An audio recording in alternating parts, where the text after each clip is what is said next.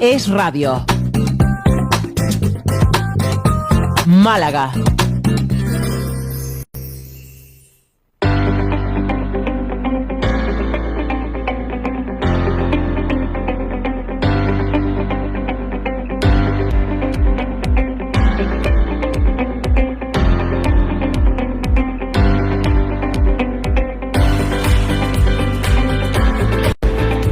Pues como les veníamos anunciando, ya estamos de vuelta en la segunda parte de Es la Mañana de Málaga, de Es Radio, tras esa información, esas informaciones a nivel nacional e internacional que preparaban nuestros compañeros de Madrid. Y bueno, pues ya tenemos en el estudio a nuestro invitado, a nuestro primer invitado en Es la Mañana de Málaga, que no es otro que Javier Herreros, portavoz de Vox en el Ayuntamiento de Vélez Málaga. Muy buenas tardes, Javier, ¿qué tal?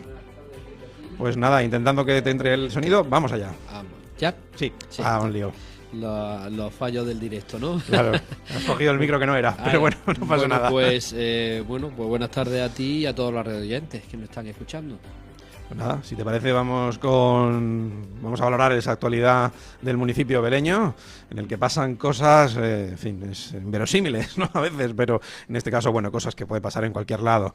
Y es que, bueno, pues hubo un atraco a plena luz del día, ¿verdad? A punta de cuchillo, y bueno, fueron dos en concreto, en apenas 24 horas. Así es que el tema de la seguridad es algo que preocupa en esta provincia.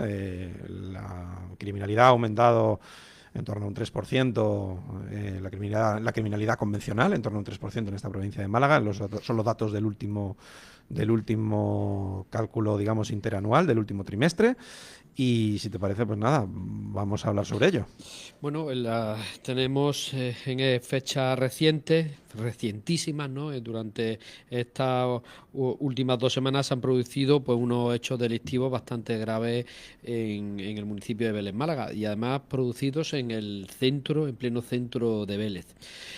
Resulta paradójico que una semana antes de que se produjeran estos hechos, yo había denunciado que en la zona del Limonar, del Real Bajo y del barrio del Parque del Esteomo, pues se estaban produciendo una serie de robos, ¿no? Y posteriormente, una semana más tarde, pues ha venido esa oleada terrible que hemos sufrido en nuestro municipio, que por fin parece ser que ya han encontrado al delincuente, a este señor, hace pocas horas, y ya lo han detenido, ¿no? Pero eso pone de manifiesto pues la falta de seguridad ciudadana que nos encontramos en Vélez Málaga.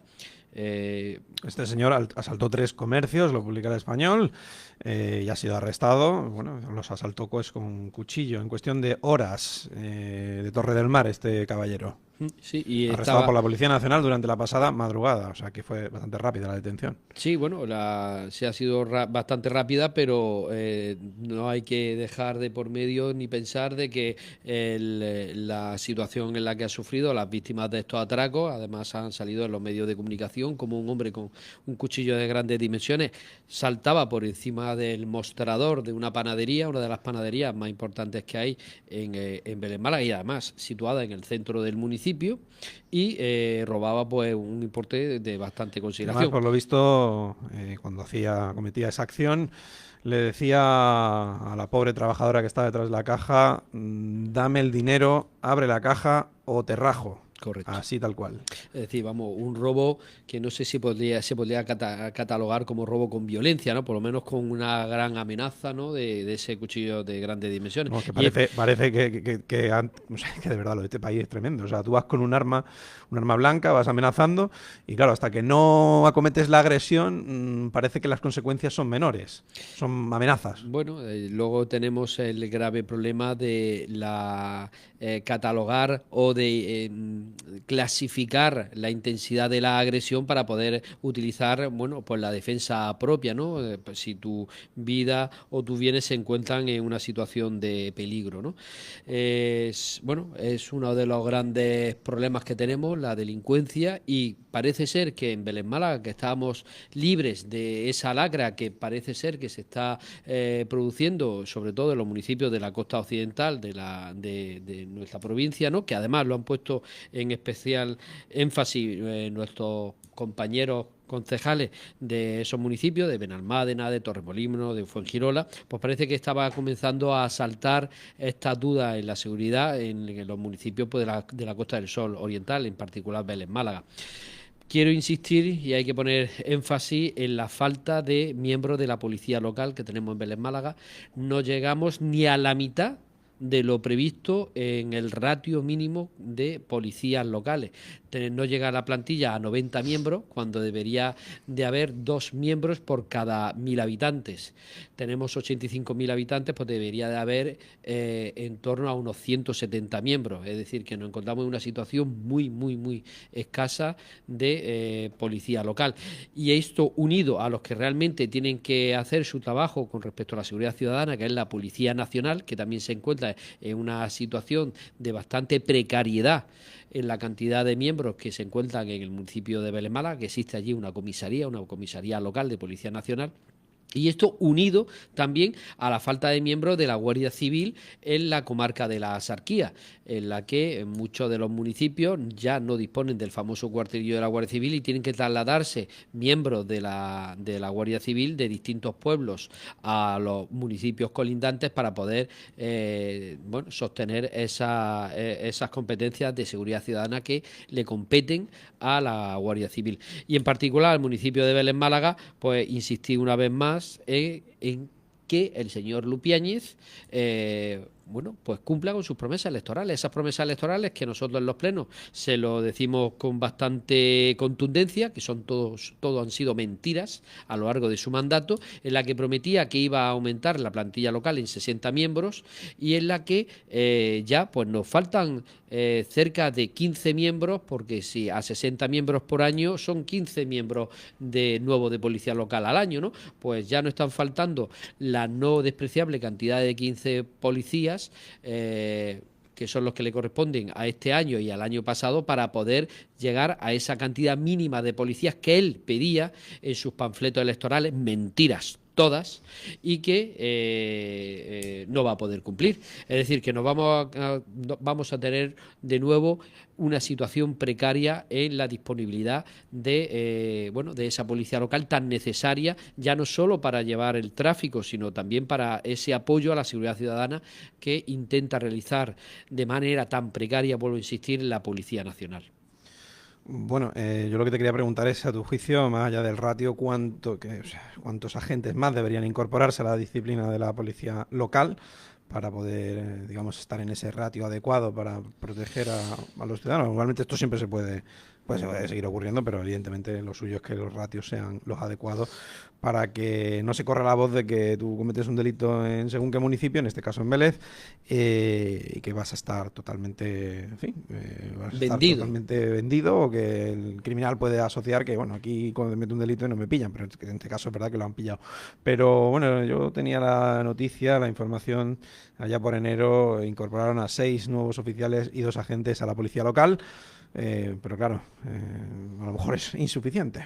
Pues por supuesto, tenemos ahora sobre 90 miembros de la policía local, tal y como le he comentado aquí a los radioyentes, el ratio mínimo de policía local, que se cumple, oiga ustedes, que se cumple. Por ejemplo, en Fuengirola este ratio se cumple, ahí sí hay una buena disposición y existen bastante cantidad de miembros de la policía local. Pero en Vélez Málaga, que debería haber sobre unos 170 policías locales, no llegamos a los 90, de manera muy escasa. El señor Lupiáñez, en sus promesas electorales, dijo que iba a incorporar en todo su mandato 60 miembros para llegar pues sobre unos 150, que aún así sigue siendo una cantidad que no llega al ratio mínimo contemplado por la Federación de Municipios y Provincias de España. Pero bueno, el aumento de la policía local es importante y es necesario, y además el sustituir todas esas plazas que por jubilación también hay que cubrirlas, ¿no? Hay que preverlas. Y el señor Lupiáñez, pues realmente que no está haciendo un esfuerzo generoso para cumplir esta promesa electoral, y ya no solo una promesa electoral, sino esta necesidad que tiene el municipio de Vélez Málaga con respecto a la seguridad ciudadana. Bueno, si te parece, por ir avanzando de asuntos, vamos a hablar también, bueno, pues un poco de la gestión del agua, ¿no? Y parece ser que hay un proyecto piloto, ¿no? O pionero, ¿no? Para el verano del año que viene, en Torre del Mar, en Vélez, Málaga, por parte de la Mancomunidad, que le traslada ese plan a la Junta de Andalucía para incorporar duchas y lavapiés con agua del mar. A mí, sinceramente, no me parece mal, me parece bien en todo caso. Lo que me llama la atención es que llevemos años de sequía y estas cosas lleguen ahora, si es que llegan. La verdad es que lo que me parece es enormemente sorprendente esta noticia tan triunfalista que se lanza desde el gabinete de prensa del Ayuntamiento de Vélez Málaga, que también lo ha puesto, le ha dado especial importancia cuando cuando nos encontrábamos en la sequía y íbamos a la playa, pues cuando salíamos de ella utilizábamos el mismo agua del mar, pues bueno, con tu cubo, con tu agua, con tu botella de agua que la había llenado previamente del agua del mar y te limpiaban los pies, al menos los pies. Pero sí es verdad que hay que poner los puntos sobre la IE y hay que decirle a los radioyentes el distinto discurso que tenemos con el tema del agua. Bueno, en los distintos municipios de la provincia de Málaga nos encontramos que municipios que se encuentran a escasas decenas de kilómetros uno entre otros, pues tienen un distinto discurso con el tema del agua. El Rincón de la Victoria, Vélez Málaga y Torrox decía que solo iban a utilizar los lavapiés de las playas, ¿no? En cambio, Nerja y los municipios de la costa occidental dicen que sí se iba a utilizar las duchas completas, tanto la ducha del lavapiés como la ducha del cuerpo completo, ¿no? Bueno, pues nos encontramos que dentro de la misma provincia el Partido Popular tiene distintos discursos y distintas gestiones del agua, un bien que es escasísimo y que a pesar de que ahora tenemos un pantano de la Viñuela por encima del 50%, es un bien muy preciado y que vamos a volver a tener sequía, ¿no? El ahora poder ducharnos con agua salada, bueno, pues la verdad que aplaudimos la iniciativa, pero que esta idea no es nueva, esta idea ya nació ya hace muchos años, la gente es consciente de que el agua potable es un bien escaso, muy complicado de obtener y sobre todo de utilizar en las condiciones en las que nos encontramos y las que nos encontrábamos en meses anteriores con esta extremada sequía que hemos sufrido, y creo que el utilizar el agua salada, pues bueno, es una más de aquellas medidas que se tienen que implantar y que nos tendremos que irnos acostumbrando pues los usuarios de las playas. Bueno, pues lo que digo, una iniciativa que podría ser positiva, pero vamos a esperar a ver si se hace efectiva y sobre todo si se replica el modelo, porque con que lo haga solo Vélez Málaga no sería suficiente. Con que solo lo haga además el núcleo poblacional de Torre del Mar no es suficiente. Tiene que hacerlo el resto de la provincia y sobre todo el resto de municipios de playa de la Sarquía. Porque al fin y al cabo, bueno, pues compartís el agua de ese embalse de la Viñuela, que ahora mismo, gracias a Dios, está en torno al 50% de su capacidad, pero hasta hace no tanto estaba en un 7%. O sea correcto. En fin, vamos un discurso único. Nosotros desde Vox sí tenemos un discurso único, ya no solo a nivel provincial, sino a nivel estatal. Todos conocemos la política que lleva nuestra formación política, la famoso Plan Nacional del Agua, el heredero del Plan Hidrológico Nacional, ese Plan Hidrológico Nacional que lo planteó en su momento el señor Aznar, que el señor Zapatero lo dejó en el cajón del olvido y que el señor Rajoy pues lo dejó aún más olvidado, con las necesidades que con estos años se ha ido demostrando que tenemos que realizar esas obras necesarias para poder solventar ese gran problema, el gran problema que tiene la España seca con respecto al agua. Bueno, pues vamos con otro asunto que es también importante para los vecinos y, bueno, importante porque, en fin, el Gobierno de España, lo hemos hablado en diversas ocasiones, el Gobierno de España impuso una llamada tasa de residuos que tenían que aplicar los ayuntamientos por ley, supuestamente porque si no, no pueden recibir subvenciones por parte de Europa, pero luego, claro, el tema de la tasa de basuras, tasa de residuos, era un servicio que históricamente en muchos ayuntamientos, por no duplicar recibos, se incluía dentro del IBI, estaba así aceptado, y por eso además aumentaba la carga impositiva en el IBI, ¿no? Aumentaba pues el porcentaje, ¿no? El tipo impositivo para que esa tasa estuviera incluida en un solo recibo. Bueno, pues el caso es que habéis presentado alegaciones para que se elimine la tasa de basuras de Vélez Málaga con motivo de que lo consideráis que es una doble imposición. Básicamente porque, claro, si no se reduce el IBI en la proporción en la que cuesta el servicio de recogida de basura, se estaría pagando por 2 veces. Eso es lo que vosotros exponéis. Correcto. Bueno, el recibo del IBI en Vélez Málaga es, sin lugar a dudas, y además se encuentra acreditado con los acuerdos plenarios en los distintos mandatos que hemos tenido a lo largo de esta democracia, de que el recibo de la basura o recibo de la tasa de residuos, como ahora se dice, que es lo mismo, no vayamos ahora a engañarnos. Sí, no han cambiado la nomenclatura técnica, nada más. Es exactamente igual, se encontraba integrada dentro del recibo del IBI. ¿Por qué? Porque era muy fácil de cobrar el recibo del IBI, en cambio la tasa de basura o de residuos pues era complicada de cobrarla. Entonces se subió el tipo impositivo al 0,85 en Vélez Málaga, que ya de por sí estábamos cobrando un IBI muy caro. Se subió el tipo impositivo para integrar la tasa de basura dentro del recibo del IBI y poder cobrarlo. Ahora, con esta nueva imposición del gobierno de Pedro Sánchez, con esas políticas climáticas desastrosas, pues bueno, la filosofía de esta ley, que es el que paga, el que más residuos genera, pues no han implantado esta tasa de residuos en Vélez Málaga. Y el señor Lupiáñez la ha hecho suya. La ha hecho suya porque va a recaudar 7,5 millones de euros con esta nueva tasa de basura, y siendo una doble imposición. Yo estoy seguro que va a haber ayuntamientos que ya se están planteando realizar recursos jurídicos, plantear demandas para que esta tasa de residuos, que además limita la autonomía municipal, que viene reflejada perfectamente en nuestras leyes supremas, la gestión de estas tasas e impuestos municipales es directamente realizada por el ayuntamiento competente, ¿no? Y no esa imposición que se ha realizado desde el Gobierno de la Nación, gobernado por nuestro gran presidente, el afamado Pedro Sánchez, ¿no? Pedro I el Falso, le decimos aquí. Sí, ¿no? De chapote, además. Además, esta nueva tasa de basura, en su aprobación inicial, en la ordenanza que viene planteada desde los servicios técnicos del ayuntamiento, bueno, pues hemos observado que además no tienen las bonificaciones previstas.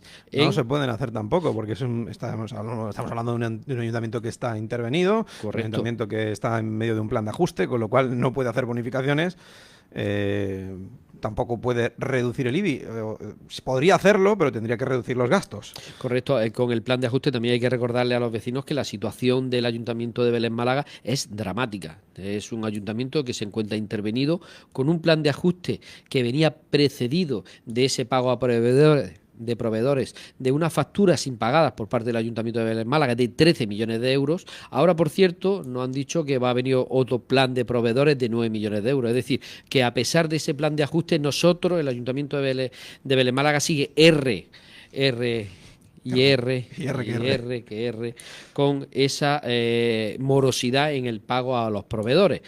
Bueno, y con ese plan de ajuste se ha impuesto por parte del Gobierno de la Nación por una serie de criterios económicos en la que vienen sobre todo por el lado de los ingresos. El lado de los ingresos se prevé pues un incremento en los ingresos de los 7,5 millones de euros de esta tasa de basura, por lo que entiendo que el señor Lupiáñez va a estar imposibilitado el bajar ni el realizar bonificaciones, porque además así lo prevé en el plan de ajuste, de que no se va a realizar ningún tipo de bonificación, en vez de realizar un plan de ajuste por el lado de los gastos. Es decir, oiga usted, pues vamos a reducir gastos, y si reducimos gastos no tenemos que aplicar ese tasazo a los vecinos de Vélez Málaga, ¿no? Otra cuestión es que lo peor va a ser para los autónomos, que van a tener que pagar, ¿no? Según decís vosotros, tienen que pagar no solamente la tasa, digamos, por el domicilio en el que viven, sino por domicilio fiscal, ¿no? También como autónomos, y tendrán que pagar 2 veces. 2 veces, 3, 4, 5. Y le explico.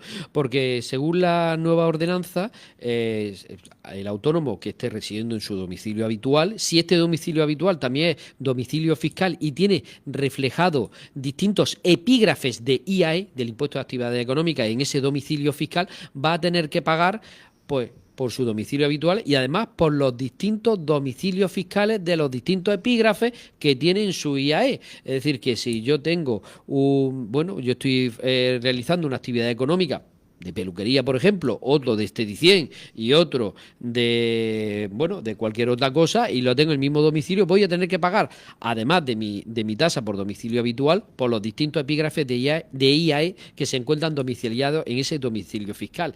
Y además existen casos singulares en negocios de restauración donde la broma no es peccata minuta.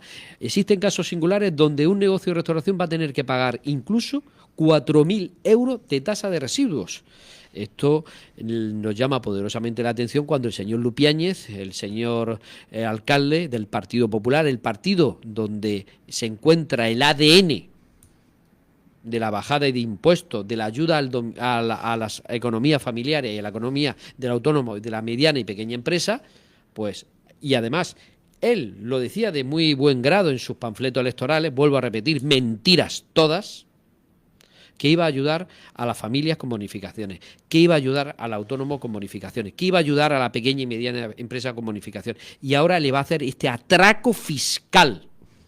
Bueno, en todo caso, lo ampliaremos en el próximo debate en clave Vélez Málaga. Javier Herreros, portavoz de Vox en ese municipio beleño. Veremos a ver si se pueden hacer esas bonificaciones o no, lo veremos. En todo caso, agradecerte haber venido hasta aquí, hasta nuestro estudio. Ha sido un placer, como siempre, y nos vemos próximamente. Aquí me tendréis para decir cada una de las verdades que azotan Vélez Málaga. Vale, bueno, pues a nuestros oyentes les vamos a dejar a continuación con una cuña publicitaria, mientras nuestro próximo invitado entra por el estudio, que es Eugenio Moltó, también portavoz de Vox, pero en este caso de Marbella. Les dejamos un momentito y volvemos enseguida. Feria Sabor a Málaga llega a Nerja del 23 al 25 de mayo. Un gran mercado de productos autóctonos procedentes de todas las comarcas de la provincia. Te invitamos a realizar tus compras y a participar de las catas, talleres y show cooking. De viernes a domingo de 11 de la mañana a 9 de la noche en el Balcón de Europa. Más información en la web saboramálaga.es. Diputación de Málaga.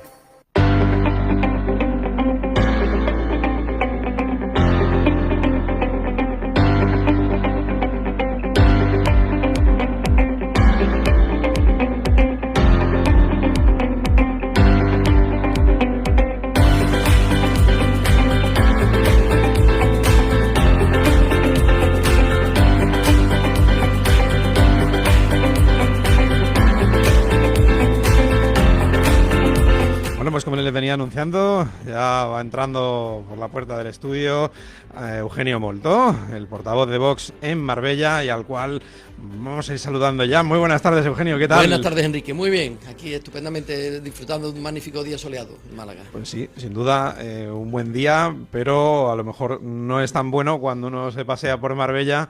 Y es verdad que ve ese faro en mitad, en fin, muy cerquita entre la avenida Ricardo Soriano y el Paseo Marítimo. Ves esa torre, ese entorno que todavía está en obras desde hace tiempo. Y bueno, sobre ello pues vamos a hablar, que es lo que venís denunciando. Venís denunciando que, bueno, que esas obras se van eternizando, y vuestra propuesta en todo caso, ¿no?, era pues hacer un vallado decorativo mientras tanto para que pues no se vea en ese estado. Efectivamente, las obras a veces duran más de lo previsto, pero nosotros, como siempre decimos desde Vox, lo que proponemos son cosas positivas para Marbella, teniendo en cuenta que es un sitio turístico, eminentemente turístico, pues en pleno centro de la ciudad, paseo marítimo, un sitio muy transitado por todo el mundo, pues que haya ahí una obra que lleva ya meses, si no años, con una malla en la que se ve todo bastante, bueno, pues lo que es una obra. Lo que proponemos nosotros precisamente es que pues se haga una cosa más decorativa que bueno, como se hace en cualquier edificio, ¿no? Y bueno, con ese respecto también esa obra hay un cartelito ahí muy curioso que pone que se va a hacer un centro de mirador, no sé qué, de la Agenda 2030. Es decir, como siempre decimos, bueno, el Partido Popular, pues como siempre ha abrazado la Agenda 2030, lo que nos quiere convencer de que hace mucha oposición a la izquierda, pero al final pues votan juntos, como ya sabemos, 90% de las cosas juntas en Bruselas. Y esta pues una más, la Agenda 2030 que nos impone tantas cosas. Pues el otro día sacaban un comunicado respecto de estas obras del Jardín del Faro y decía que iniciaban la transformación del entorno con obras para su acondicionamiento, para acondicionamiento del jardín y reforzar la identidad como espacio verde del litoral. Bueno, no sé si el verde va por lo de Agenda 2030, pero podría ser. Y dice que van a implantar 3 ejemplares del emblemático árbol botella, que no sé... Pues yo tampoco lo he leído eso, no sé cómo no sea. Así con esa forma puede ser un baobab, puede ser un árbol borracho, no sé, eso habría que verlo. En todo caso, que a ver si deja de Bueno, verse... que mientras tanto ponen ese árbol, pues que ponga una valla un poquito más mona para que los turistas y los que vivimos por allí, pues... De la imagen de lo que es Marbella. Efectivamente. Básicamente, sí. Y luego, si te parece, vamos a hablar también de la residencia de tiempo libre de Marbella, que en torno a ello teníais una propuesta. Sí, que está muy de moda. Está muy de moda, sí, y además comentar contigo, bueno, pues que la izquierda en todo caso andaba preocupada por la posible privatización de ese espacio que en teoría, bueno, pues sirve para que haya andaluces que pasen sus vacaciones por allí, andaluces que tienen menores recursos para hacer frente a lo mejor a unas vacaciones. Eso es lo que les preocupaba a ellos. Vuestra propuesta iba más bien por...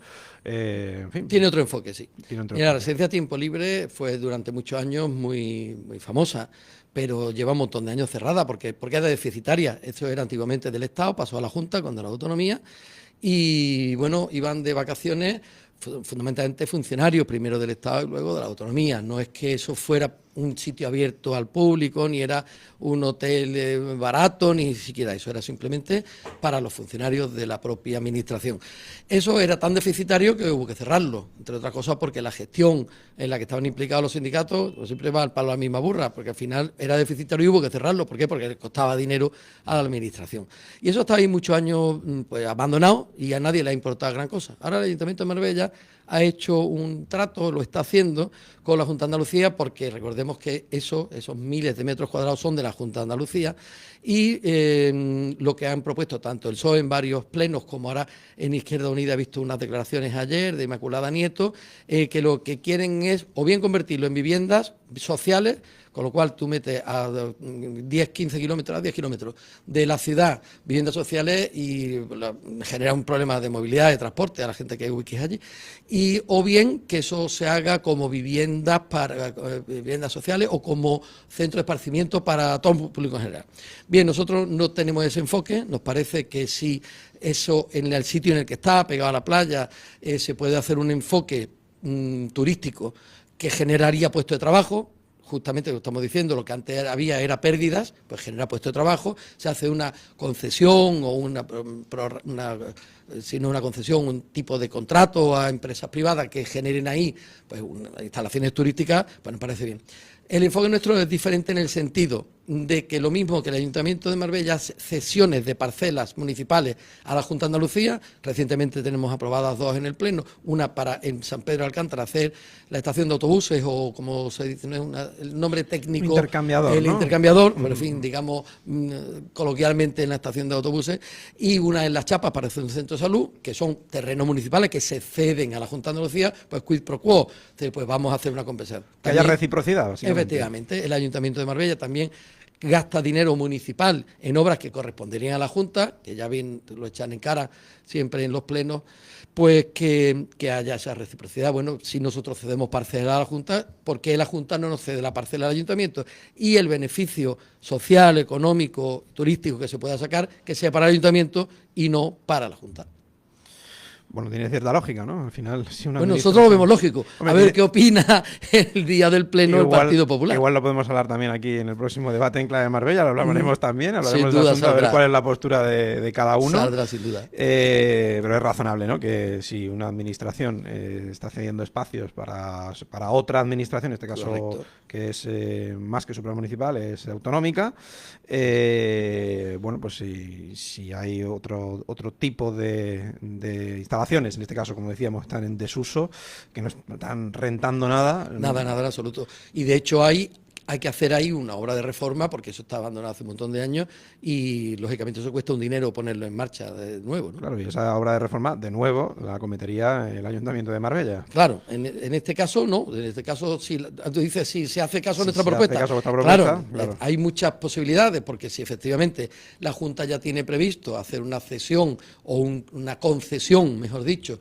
a determinadas empresas, pues lo único que decimos es que ese dinero, en vez de revertir en la Junta, revierte en el Ayuntamiento, puesto que es terreno municipal.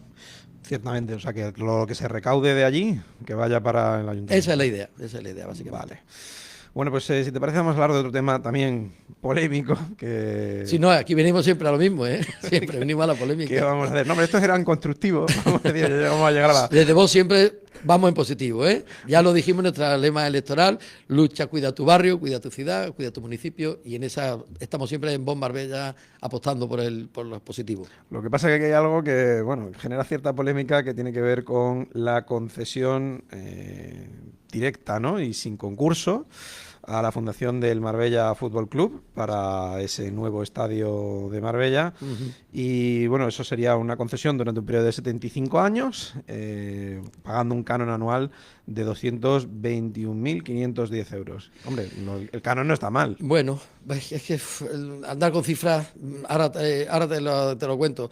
Nosotros cuando hemos llegado en 2023, esto ya estaba hecho, frito y cocido, como se dice coloquialmente, y bueno, el estadio municipal estaba también medio en ruina, aunque yo tengo conocidos que conocen bien el asunto y dicen que hay aluminosis no podía haber porque en la época aquella no sé, el cemento que se puso ahí, gente que conoce temas en concreto, que no era propio que tuviera aluminosis, que eso se podía haber reformado y no haberlo dejado abandonado. Pero en fin, no conozco el tema técnicamente. Lo que sí es cierto es que la zona donde está el campo de fútbol es un barrio donde, como es un barrio antiguo, no hay muchos aparcamientos subterráneos en los edificios como lo hay modernamente y ya de entrada es muy difícil aparcar por allí. Lo que se pretende hacer es un centro comercial, en definitiva, y en ese centro comercial, pues lógicamente habrá un aparcamiento que ya se va apagando, es decir, con lo cual le vamos a complicar ya de entrada la vida a los vecinos de allí.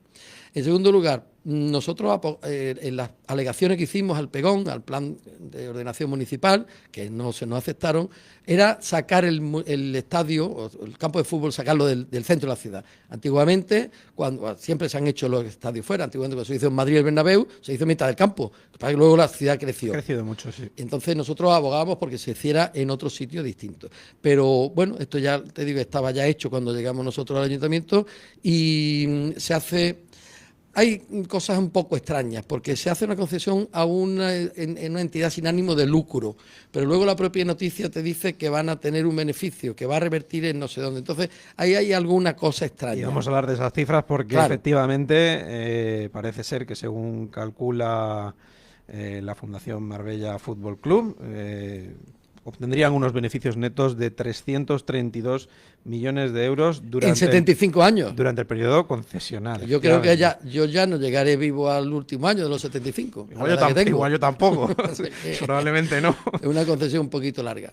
Sí, pero claro, bueno, 332 millones entre 75 años, habría que echar la cuenta. Sí, pero luego, en definitiva, el canon, digamos, son 4 millones al año en 75 años, ¿no? Así que estamos hablando de una miseria. Estamos hablando de 4,4 millones de euros al año y la concesión sería hemos dicho que se pagaría un canon de 200 y pico mil. Sí, pero yo quizá vería que eso sería... 211.000. Quizá veo que eso sea lo menos importante. Lo que yo veo más importante es lo siguiente. Vamos a meter en mitad de un barrio, que está muy cerca del centro, pero no está en el mismo centro, un gran edificio que va a tener varios hoteles, un gimnasio, venido a más, un wellness, que es un gimnasio, varios restaurantes y es un aparcamiento lógicamente de pago. Entonces estamos metiendo una carga comercial en mitad del centro que en principio, como digo, va a perjudicar a los vecinos. Y en segundo lugar, si es una asociación sin ánimo de lucro, ¿cómo van a justificar ese lucro?